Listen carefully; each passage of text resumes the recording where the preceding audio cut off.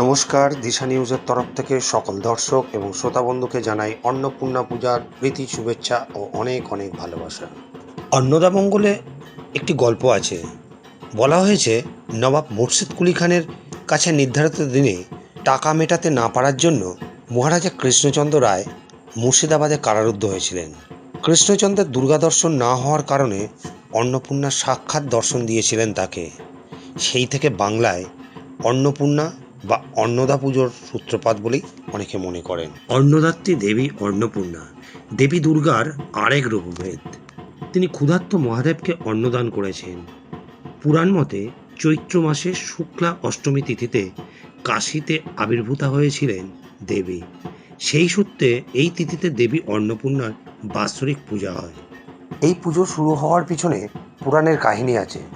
হিন্দু ধর্ম অনুসারে ভগবান শিবের সঙ্গে ঝগড়ার পরে এই দিনে দেবী পার্বতী কালসা পর্বত থেকে চলে গিয়েছিলেন।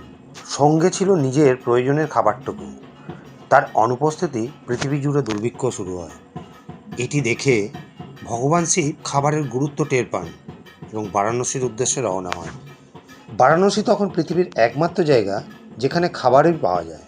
শিব সেখানে ভিক্ষের বাটি হাতে দেবী পার্বতীর সামনে হাজির হন। দেবী তাকে খাদ্য দেন। সেই থেকেই দেবী পার্বতী পরিচিত হন অন্নপূর্ণা নামে। আমাদের নিজস্ব প্রতিনিধি আজ একটি অন্নপূর্ণা পূজার বিভিন্ন অংশ সংগ্রহ করেছে।